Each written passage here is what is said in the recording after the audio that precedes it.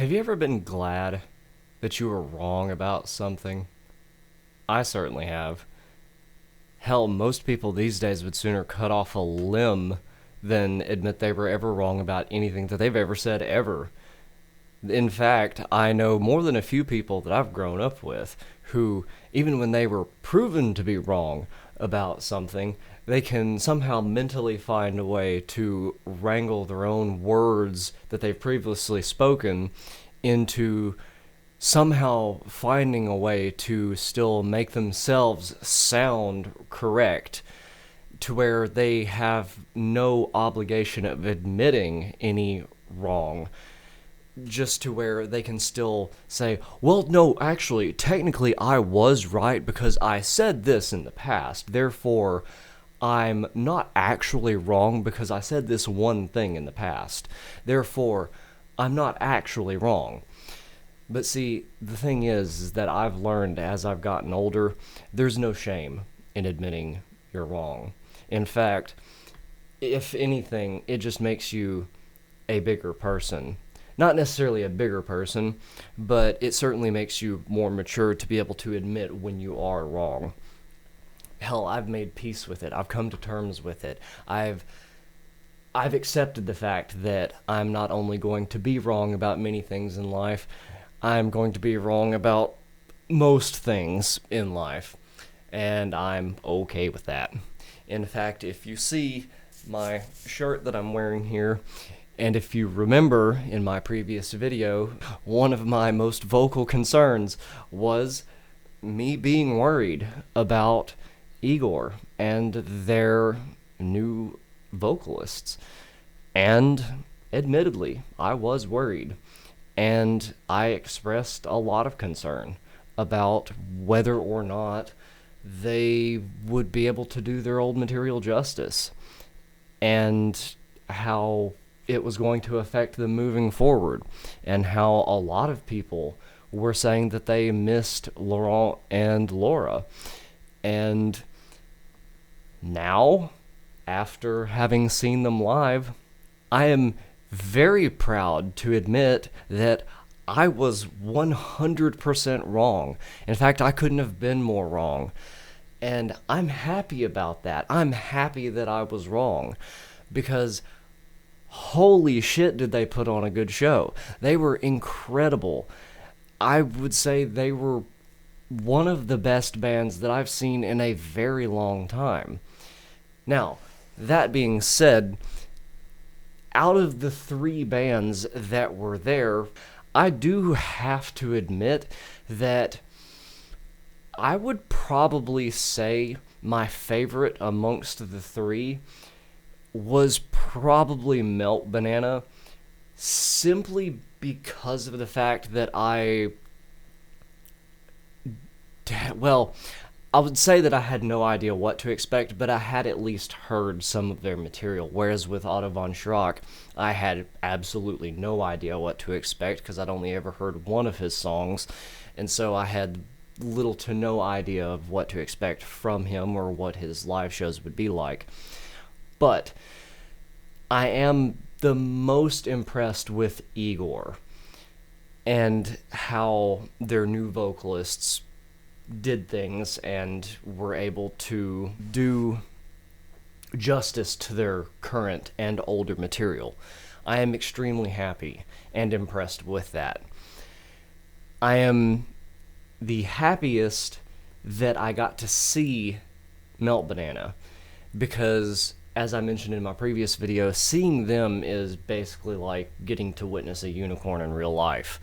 And the same sentiment seems to have been echoed across a vast majority of the people that were there. It was a sold-out show at the Masquerade in Atlanta, and it seemed that roughly half of the people there were about 1,000 people there in the Hell section of the Masquerade. It's split up into three sections at the Masquerade. If you've ever been there, then you know what I'm talking about. It's Heaven, Purgatory, and Hell.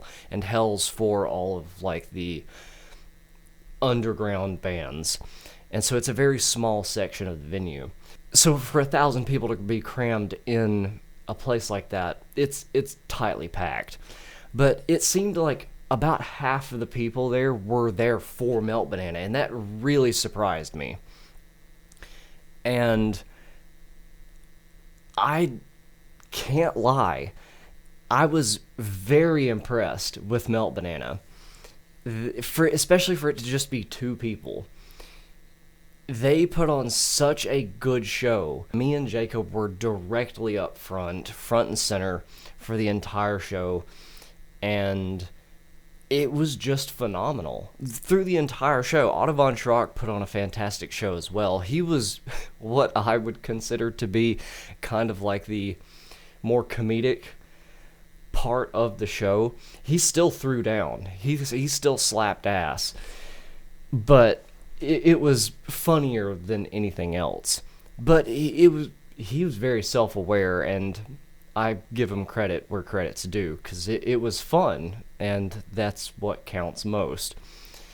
And I want to go with you all because I got some really good footage, and I want to kind of narrate a bit through some of it, because I feel like it wouldn't do the bands justice to not narrate through some of this, because there are a lot of things about these bands that a lot of people don't know, and a lot of things that even I didn't know until just last night or night before last, and I had to do a lot of research on.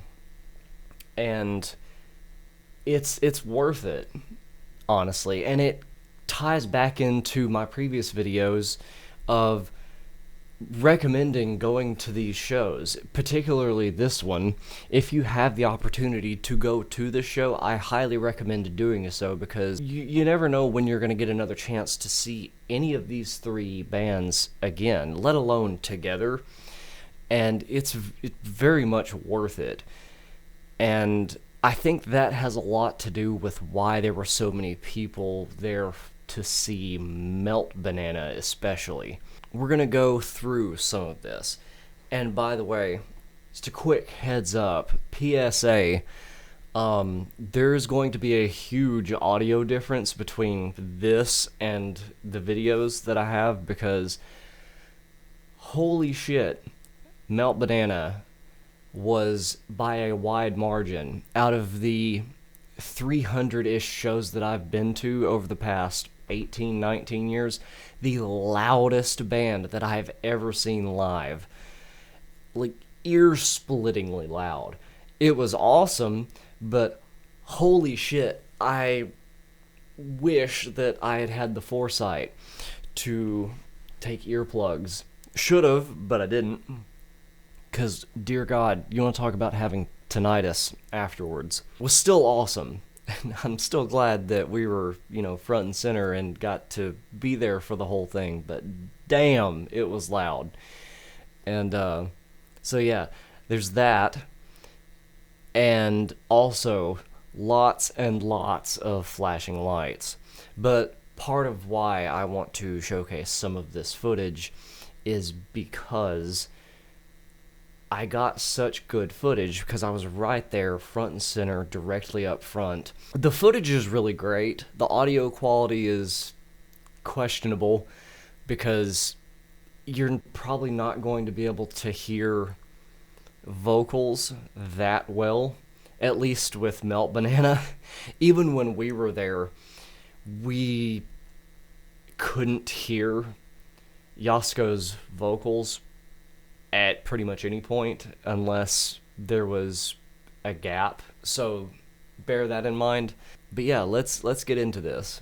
Yeah, not to hit you with an immediate jump scare of my voice or anything, but we are coming hot and heavy with the fun facts on this video. First of which being Ichiro's mask. A lot of people don't know this, but around 1995 or 96, he got some form of blood condition or a bone disease, according to the wiki, that could cause sudden nosebleeds, and the mask hid the tissues within the mask used to stem the blood. Although nowadays, the condition is no longer a major concern, and he simply wears it for fun. It is not your typical Japanese public mask, And as you'll notice here in a moment, Yasuko, on the other side of the stage, doesn't wear one. And I simply thought that was a neat little fun fact.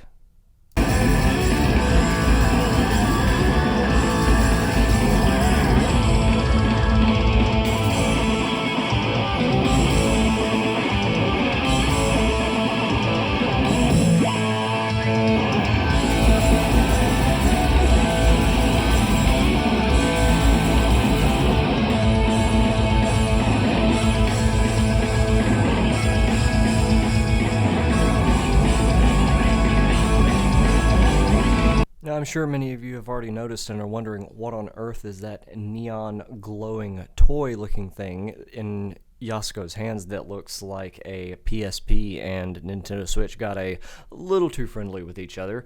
And it's essentially a glorified MIDI controller that quite literally controls everything for them on stage.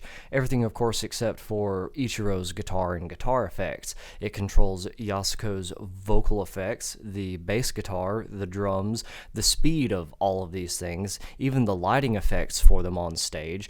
And she's got them all hotkeyed to one of those buttons on that pad. And she's gotten so used to using it over the years that she doesn't even have to look at it anymore to know which button she's pressing and which effect she's getting, which to me is mind-bogglingly impressive to get so used to doing that you don't even have to glance at it to do perfectly.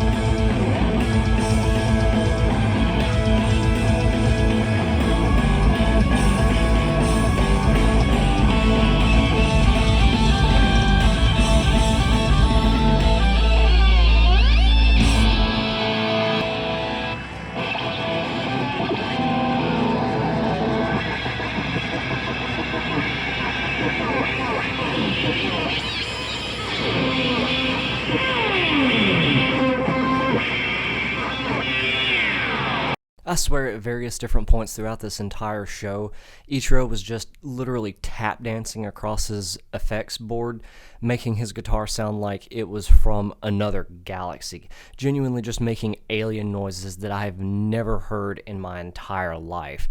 And it's one thing to hear sounds like that on an album or a record and be like, oh, well, they could have just very easily added that in post-production. But to witness it firsthand being done right in front of you in real time is truly another type of experience. It is genuinely insane to watch firsthand. Also, another thing that I'd like to kind of toss out there is that from everything that I've been able to gather, which is difficult because information on the band, let alone them as individuals, is extremely sparse. Apparently, Ichiro is either 52 or 53, and Yasuko, their singer, is 50. Let that sink in for a second. If this is true, these two are in their 50s and rocking out harder than any of our parents are. That's incredible. Like, truly mind-boggling. I have the utmost respect for them.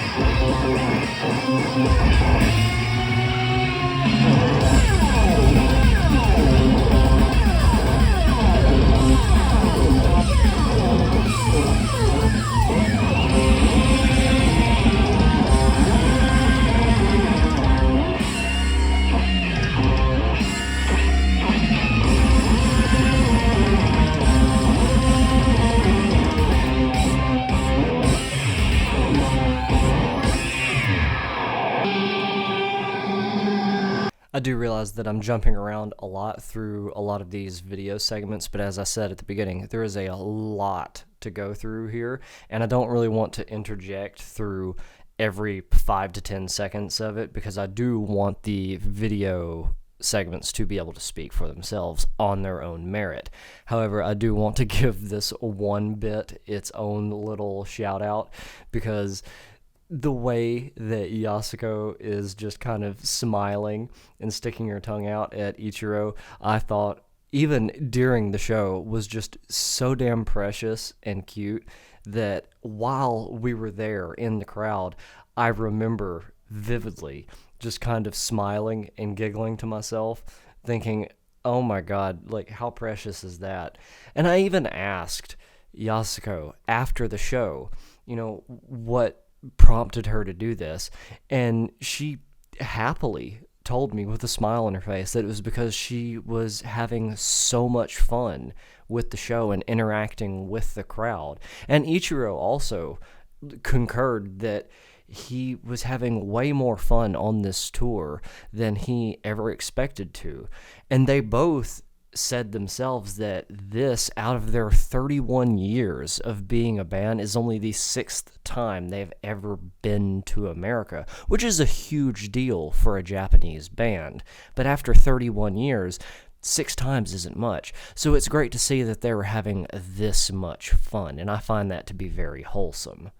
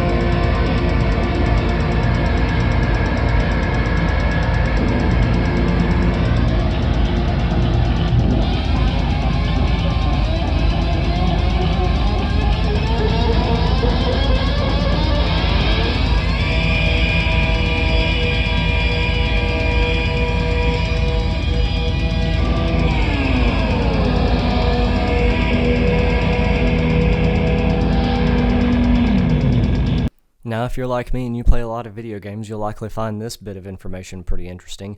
Ichiro doesn't typically take his inspiration for riff writing from other bands, shows, or movies. He takes it from video games. It even says on their wiki that Ichiro gets his inspiration from the feelings of excitement, triumph, and the peril he experiences when playing video games, and interpreting that musically. He believes that influences from outside music, including video games, help them see from fresh angles and keep them from writing, quote, the same kind of music again and again. Games he has cited as an inspiration include, but are not limited to, Tony Hawk's Pro Skater 3, Echo the Dolphin, God, I haven't heard that name in a long time, Demon's Souls, and Shadow of the Colossus.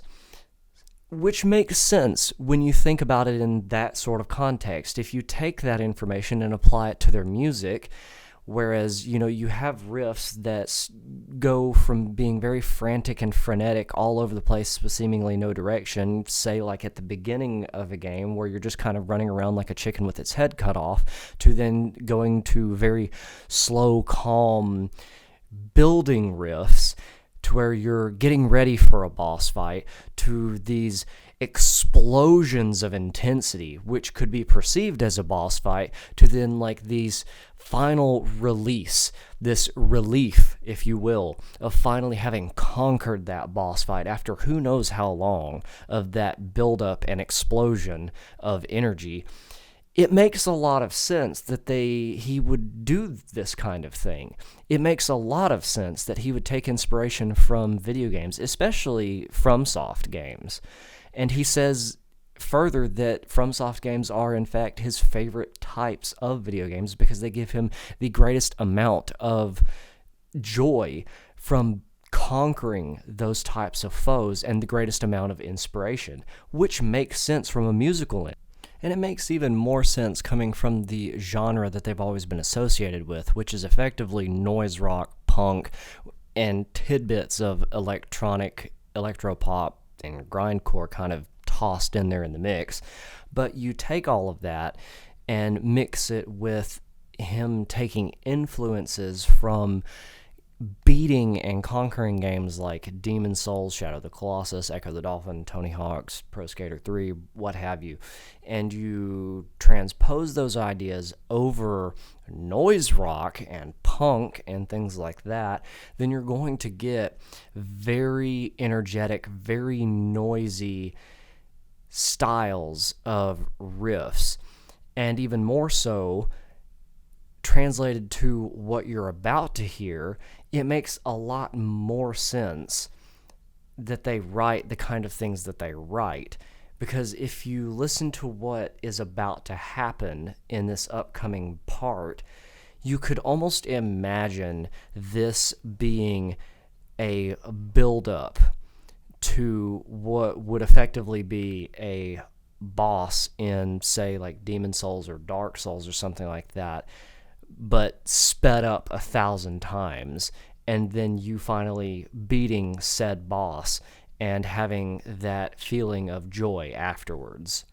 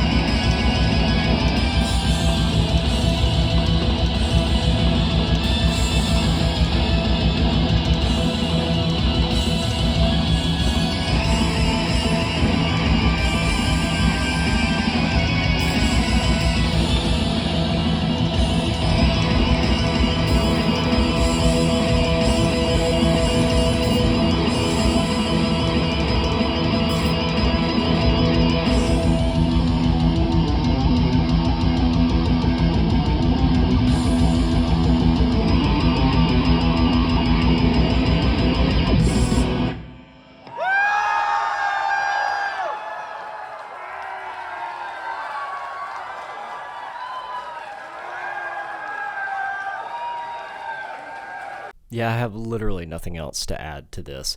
They put on an absolutely phenomenal show that was absolutely worth the money. And I wanted that entire last segment of their show to run completely untouched by my terrible voice for what I feel should be obvious reasons. If you have the opportunity to ever go and see Melt Banana, I highly recommend it. 10 out of 10 would happily get Tinnitus again just to see them.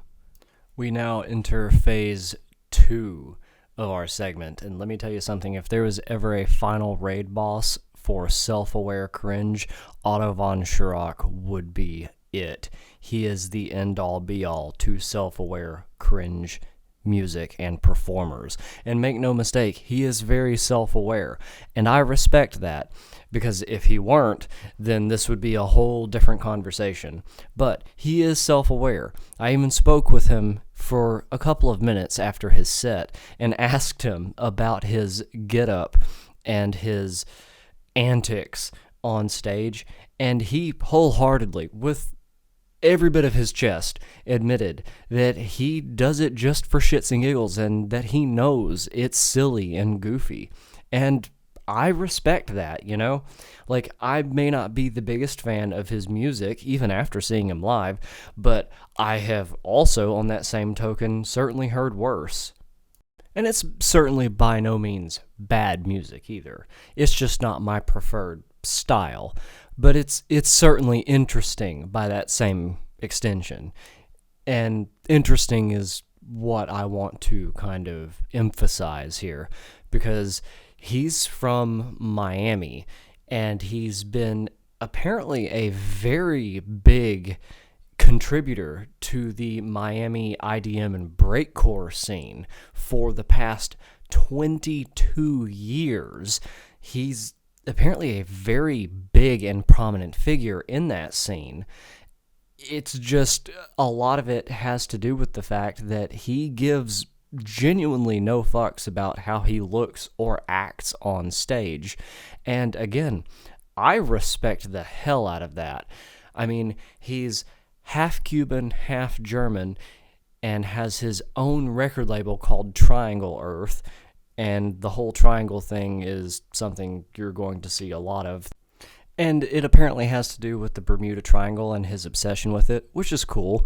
But when you go and look at his album titles, like 8000 BC, Escalofrio, Global Speaker Fisting, MaxiPad Detention, Pimps of Gore, Spine Serpents from Sperm Island, Oozing Bass Spasms, Cockrock Disco, Magic Triangle, and Superming Monkey Town, you kind of get an idea of the themes that he's going for. And hey, like I said, more power to him. He certainly knows what he's into and what he's going for, and I'm all about it. No, it's just not my particular style of music, but hey, like I said, more power to the guy, and especially mad respect to him for giving literally no fucks to go out on stage looking like this and doing what he does. It takes a lot of confidence to do this, and he's been doing it for 22 plus years now. And he's clearly made a very successful career out of it as well, so I mean, hey, more power to him. I have nothing but respect for the guy. I mean, it takes a lot of confidence, like I said, to get out here and do what he's doing, especially on stage in front of hundreds, if not thousands of people. I've got nothing but respect for the guy. If anything, it was just exceptionally entertaining and confusing for a lot of people, but mostly just entertaining.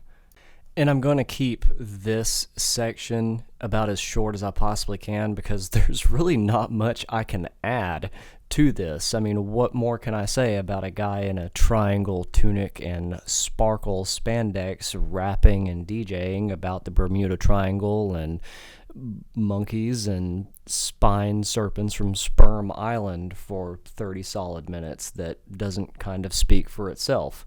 Although for obvious reasons, I will be highlighting some key moments throughout his set that I do feel are worth mentioning. Again, for what will almost immediately become obvious. I mean, again, when you see it, you're going to know why.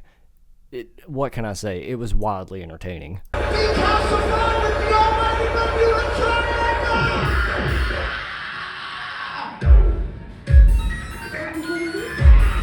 Make some noise,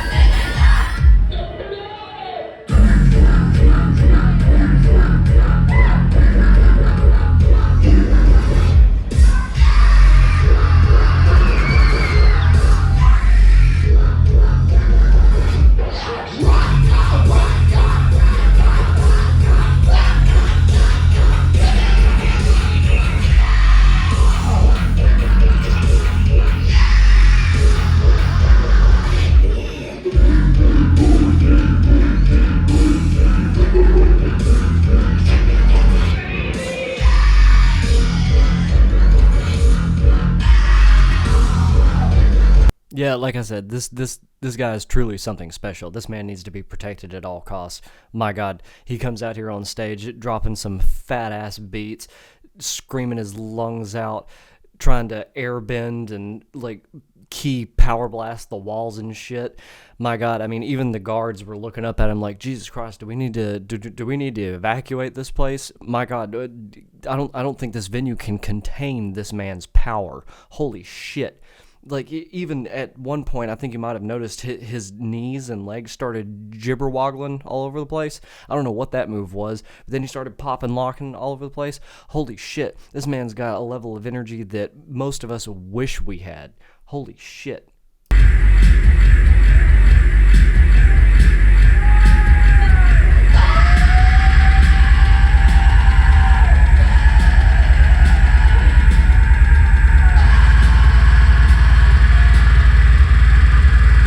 My God, Otto, calm down. It's the oozing base spasms. The Sperm Island Bermuda Triangle spirits have taken over. You have to calm down. Get a hold of yourself. The venue can't handle this level of power. Jesus Christ. Oh, thank God, Otto, you're back. You're speaking human again. I thought we had lost you there for a second. It's good to know you're safe and sound. We thought we had lost you to the galactic sperm aliens. Bermuda Triangle! Miami, Atlanta, Bermuda Triangle! You know she is a beast, you know she ain't no liar. She ain't no man, no something's up here, feeling on fire. A fire in my pants, fire in my eyes, fire in my body when I look into her back. Bro, she is a beast, know that she's a beast, know that she's a beast, know that she's a beast.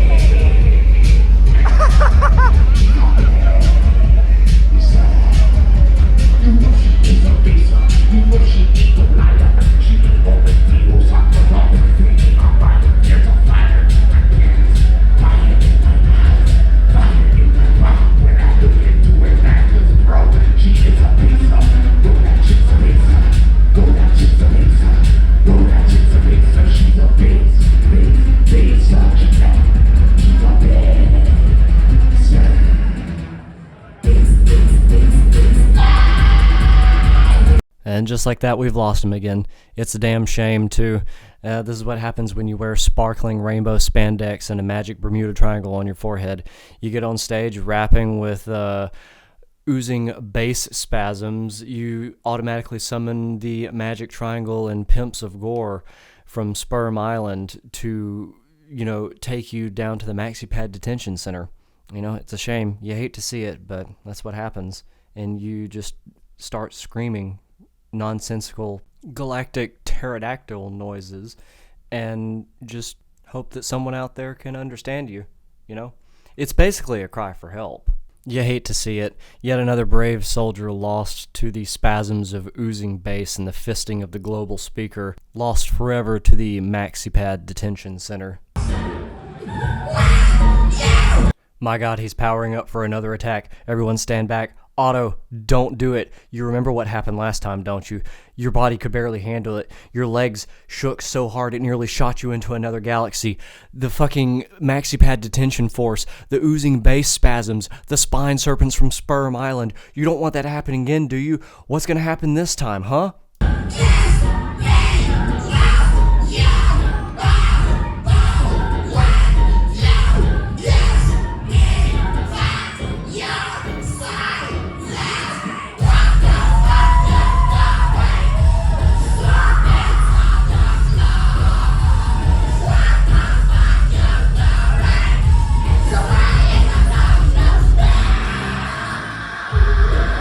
My God. Even the pimps of gore couldn't have predicted this. He's channeling his inner Native American. Everyone stand back. None of us are prepared for this. Even he is not prepared for this. Just look at him. He is oozing base spasms. They are literally emanating from his thighs.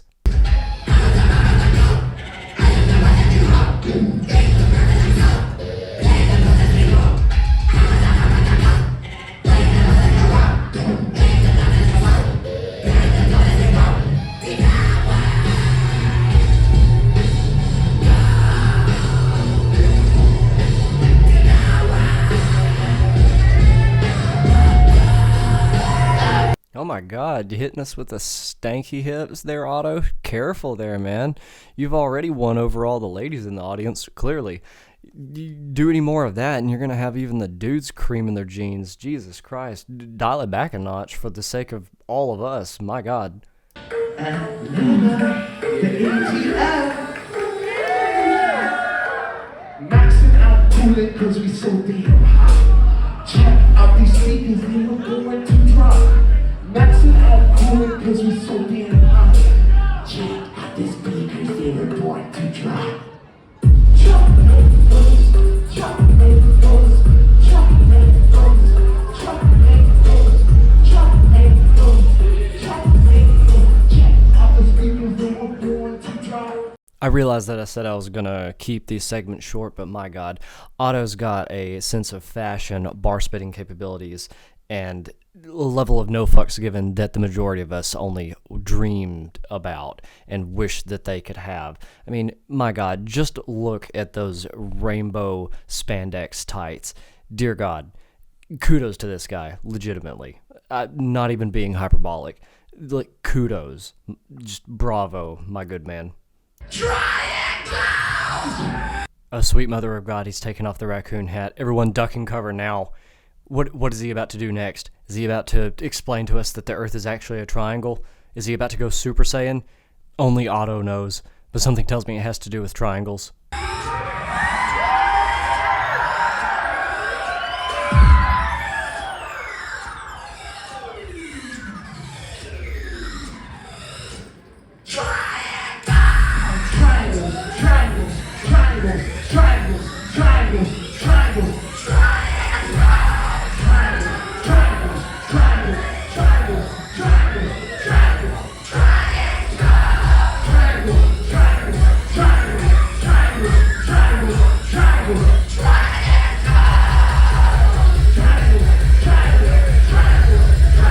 This dude loves triangles more than Mrs. Butterworth loves syrup. And you know what?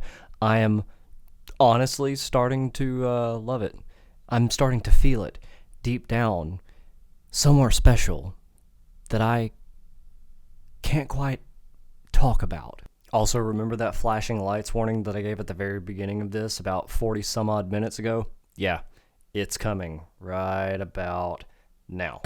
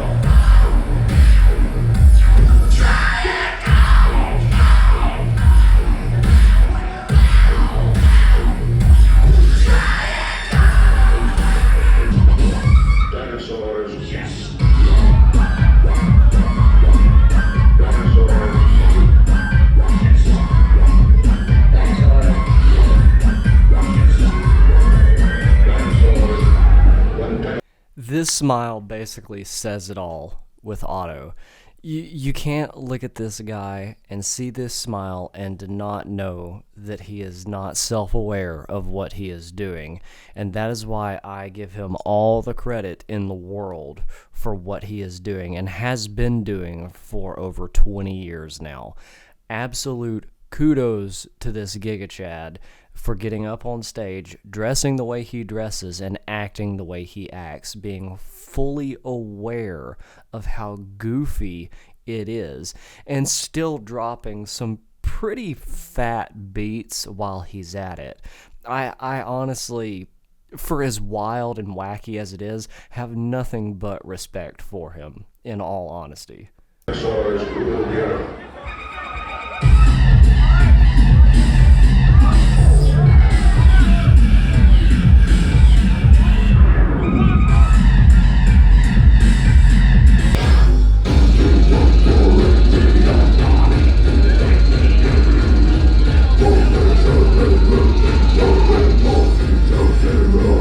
Yeah, I bet you didn't see that one coming. And to be completely fair, neither did me or my husband Jacob when we were there. We were both looking at each other completely stunned to hear Otto von Schirach bust out some gore grind vocals. But apparently, he's a huge fan of gore grind and death metal. In fact, random fun fact that many of you may not know about Otto von Schirach, in 2003, he actually worked on Skinny Puppy's album The Greater Wrong of the Right, which scored him a 57-show tour opening for them across the U.S. And that actually happens to be my favorite Skinny Puppy album ever. So yeah, that's pretty wild, but also really fucking awesome.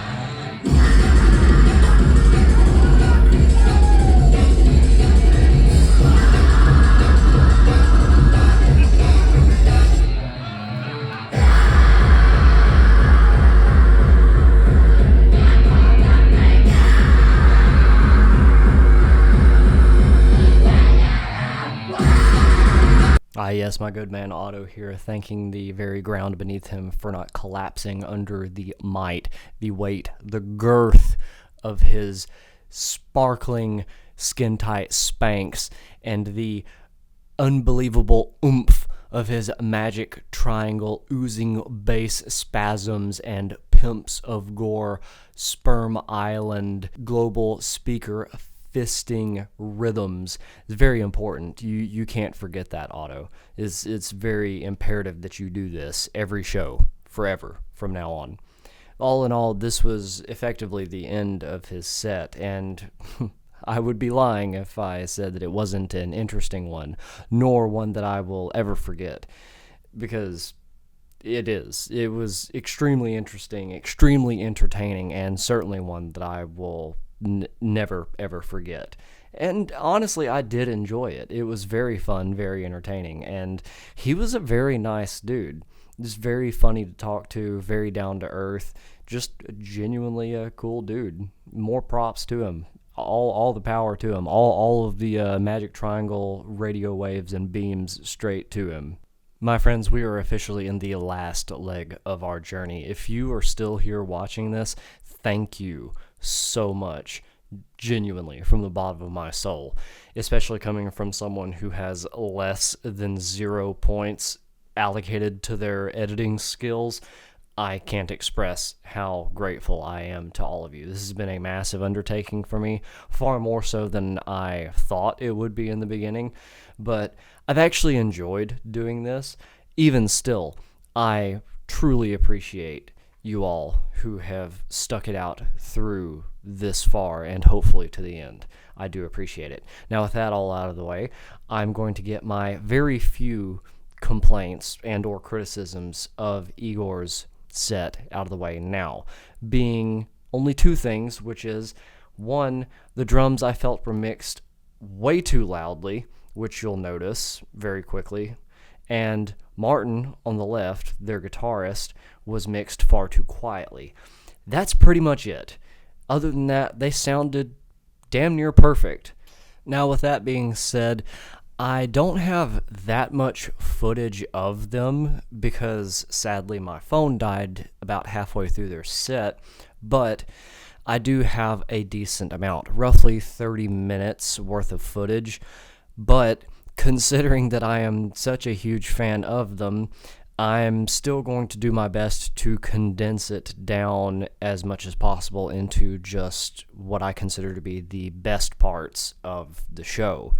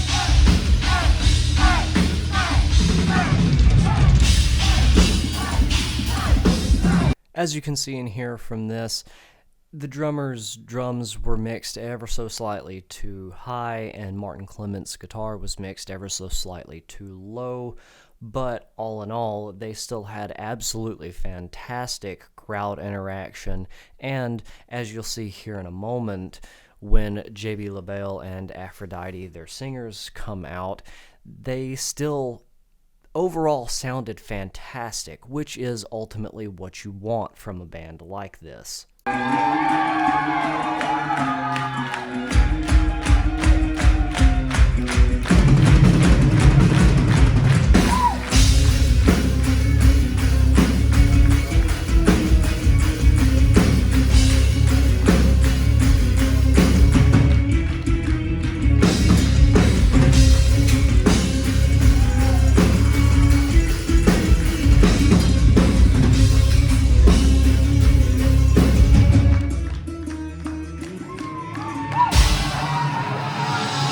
And in comes J.B. LaBelle. One interesting little fun fact about J.B. LaBelle that a lot of people may not know is that he is the former frontman and creator of the band Svartkrone. And apparently, he actually recently dissolved the entire band just for being able to focus on being the frontman of Igor after they gave him the opportunity to do so, which I thought was very interesting because I've been a huge fan of Svartkrone for years and had no idea that, one, he was doing vocals for them, let alone that he had dissolved the band just for Igor. But I will say that I am enormously impressed with JB's crowd interaction and the ability to get them hyped up for literally anything, as we will see not just here in a moment, but multiple times throughout this concert. Also, again, one final time, huge flashing lights warning throughout pretty much the entirety of the rest of this show. It's extreme.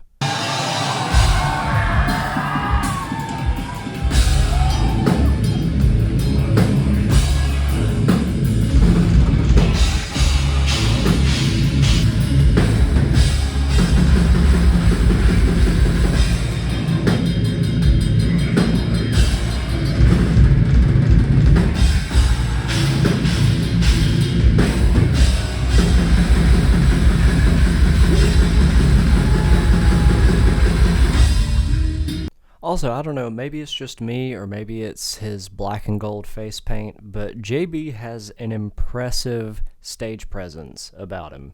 I noticed this throughout the entire show, and I was very, very impressed with it. I didn't expect him to be able to pull off the same level of stage presence that Laurent, their original lead singer, retained, but he does, and he does it quite well, almost effortlessly, and I have to give him credit where it's due.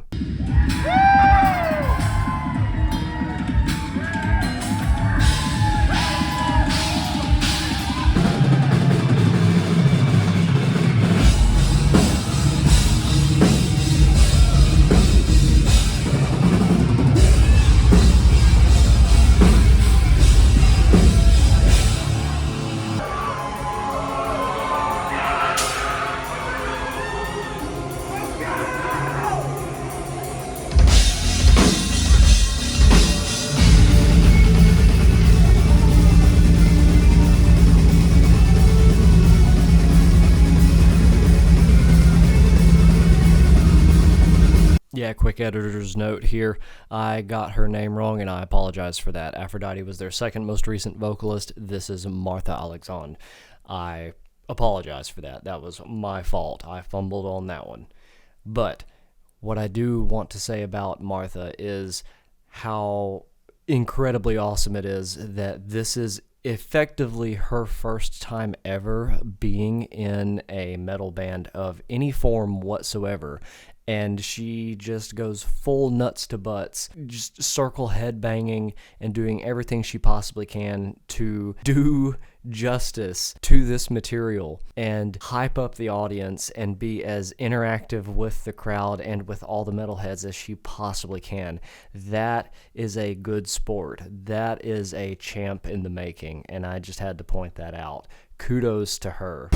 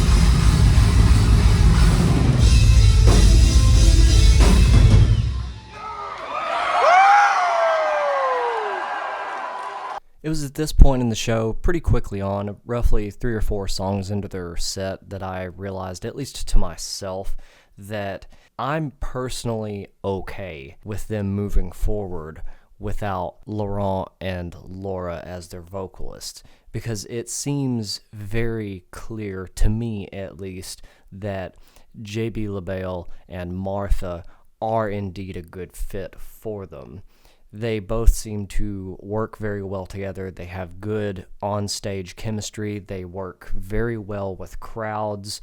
And given time, I think that the two of them will do a great deal of justice to Igor's material as well, which ultimately is what matters most. And I know in the grand scheme of things, my opinion about the band means literally nothing, but I do hope that if somehow the band comes across this and sees this, they do know and are aware of the fact that I am by no means the only person who feels this way. After all, I would not have put this much time and effort, this many hours into making a video specifically about this very subject, about how wrong I was about being concerned about them as a band, and how now impressed I am with how good they are clearly doing. If I didn't care, I wouldn't have done this in the first place. So I hope that if they do somehow come across this video, they realize that, because they absolutely are one of those bands that deserves as much praise and recognition as they can possibly get.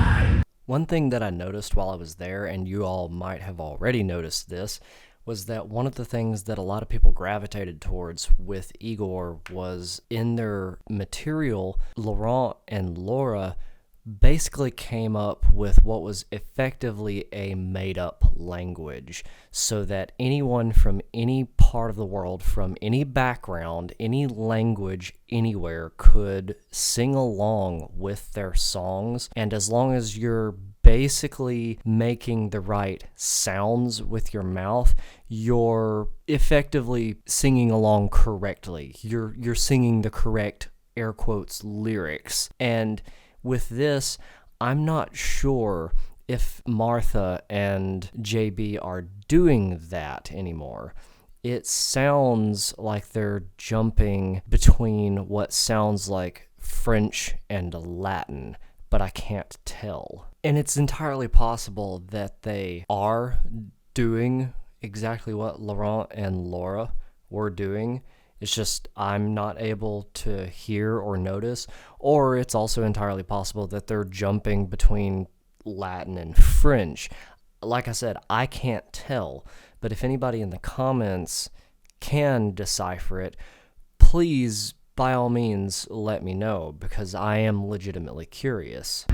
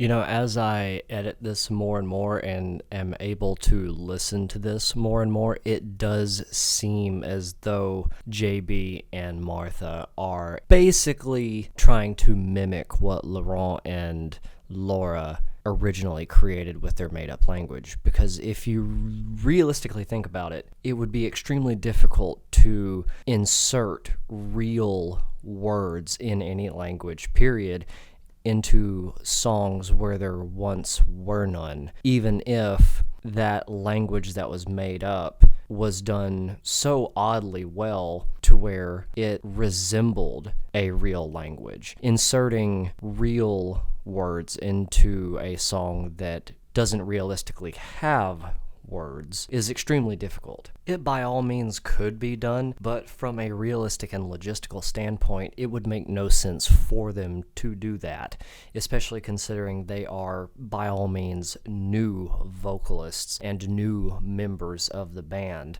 So, especially coming from a touring perspective, for them to completely overwrite what already exists in the song, it would be the equivalent of taking a well-known song and overdubbing it with entirely new lyrics. The lyrics exist, even though they aren't real words, they do exist, and so it makes no realistic sense for them to sing over it with real words in any language whatsoever. It just doesn't make sense. So the only realistic answer is that they're doing their best to mimic what Laurent and Laura have already done.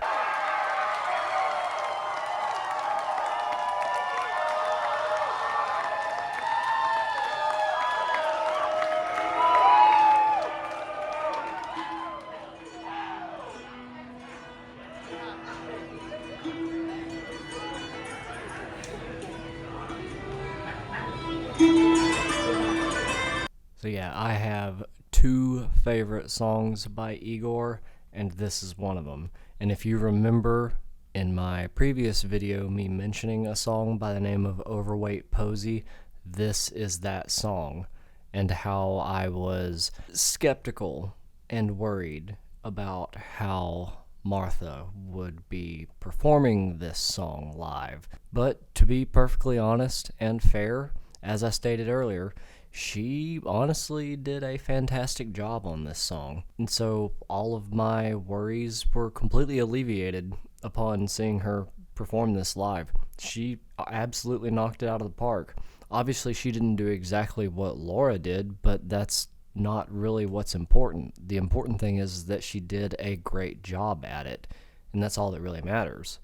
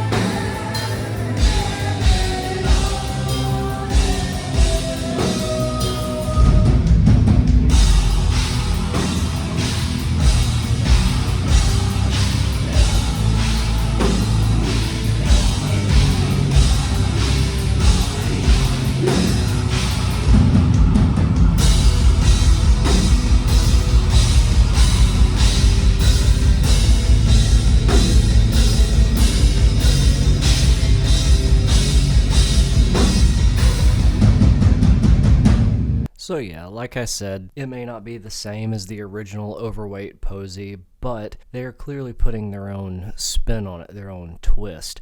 And while it may not be the same, it is certainly their own, and I've come to acknowledge and accept and appreciate that. And honestly, now I'm actually looking forward to seeing what new Igor will sound like with them as their vocalist, because I think it's gonna definitely be interesting without Laura and Laurent doing vocals. But most of all, I think it's going to be interesting and really fun to see what they end up sounding like with Martha and JB LaBelle as their new vocalist. I think that's going to be really cool.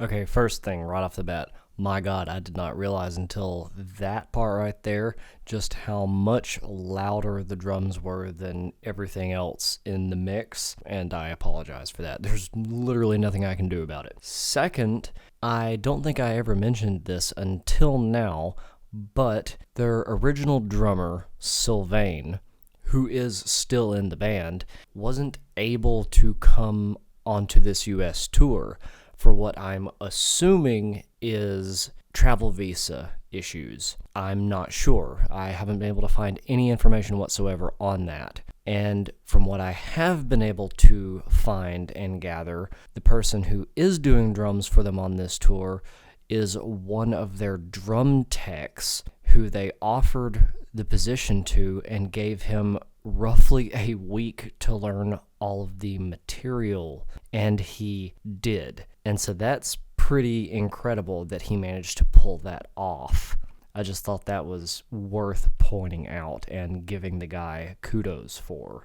I think that also kind of explains why the drums are so much louder than everything else, is because the guy who normally mixes their drums is literally the guy playing the drums, so that would naturally throw things off. That being said, the other thing that I wanted to mention was this is my other favorite song of theirs, which is Opus Brain. Also, this will be the second to last song of the night that I showcase, so yeah, don't worry, I'm already well aware of the fact that this video has run well north of an hour long. It's taken me all day to edit this, so I have no intention of keeping anyone here longer than is absolutely necessary. And by the way, if you are still here watching this, good lord, kudos to you. You have my utmost appreciation and thanks. So yeah, we've come this far. We're in the final stretch. Let's go ahead and knock it out, shall we?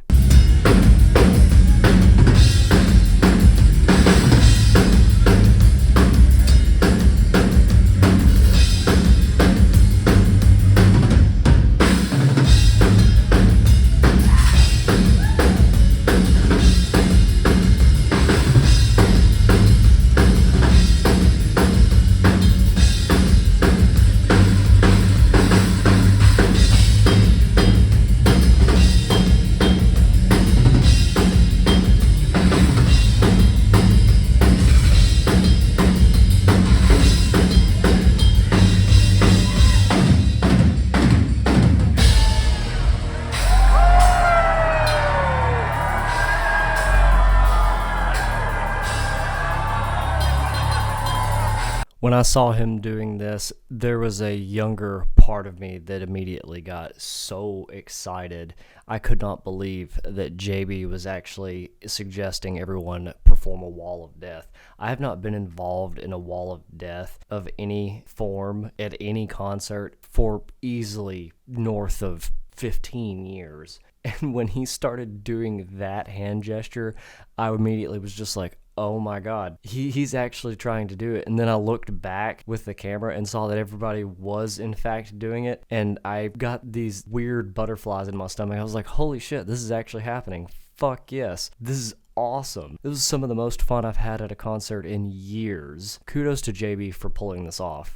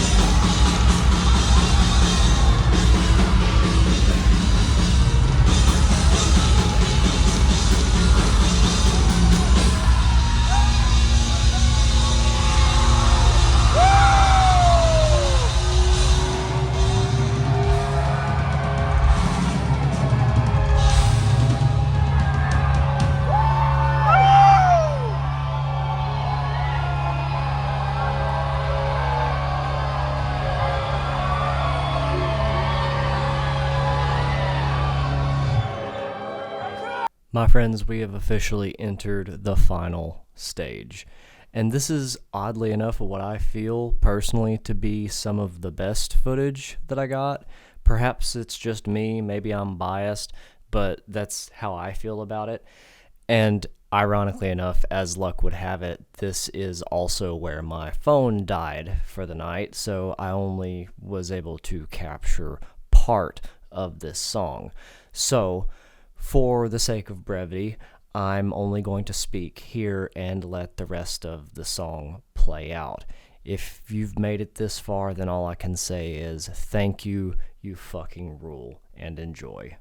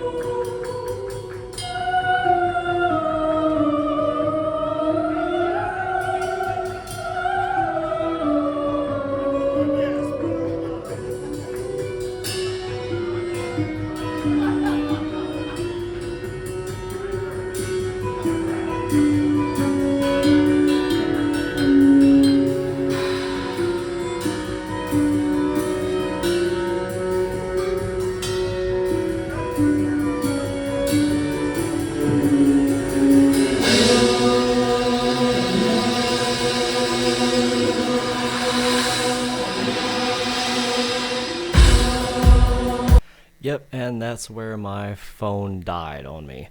I know it was a bit anticlimactic, but it is what it is. Now, as I said before, if you are still here watching this, then my God, you rule beyond reason. I can't thank you enough. This has taken me all day to make. It is now 1:45 in the morning, and I started this at 1 in the afternoon. So it has taken me literally 12 hours to do. And I imagine it'll take probably just as long to upload, but that's neither here nor there. I hope that you all have enjoyed this, because it was a great deal of fun to be there and to make this for all of you to watch and enjoy. So yeah, thank you all so much. I hope you all enjoyed, and yeah, that's pretty much it. Like I said before, if you have the opportunity to go and see them, please do, by all means. It's absolutely worth it. If I haven't made that abundantly clear enough as it is, just do yourself the favor and go. Yeah, that's pretty much it. Take care of yourselves. See you.